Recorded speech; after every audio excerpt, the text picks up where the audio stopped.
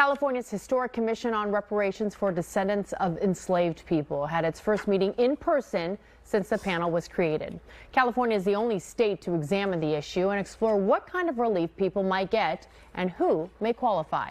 Here's NBC Bay Area's Sergio Quintana. At San Francisco's Third Baptist Church, members of congregations, mosques, community organizations, and neighborhood groups voiced their hopes and demands of this unique panel.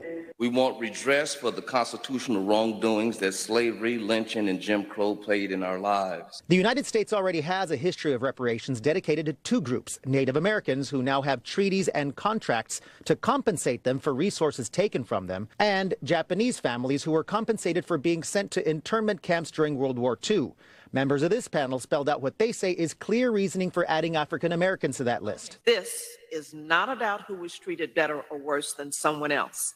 It is about paying reparations to those who have the legacy of slavery. In a virtual meeting last month, the panel agreed to only consider people who can trace their family history to descendants of slaves.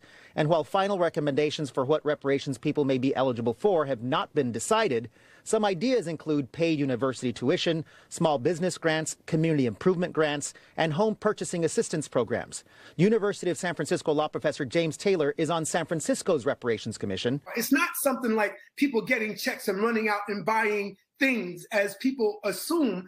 It's about restructuring the economic relationship of African Americans to the capitalist economy of America. He also points out that California entered the Union as a non-slave state. The injury is national, and the injury happened at many levels in the southeast. But California is the largest state in the Union, so panelists are hoping that conversations that began here will soon go nationwide. That panel is expected to deliver final recommendations June of next year. State lawmakers will then consider what to do with those recommendations. In San Francisco, Sergio Quintana, NBC Bay Area News. Okay, thank you, Sergio.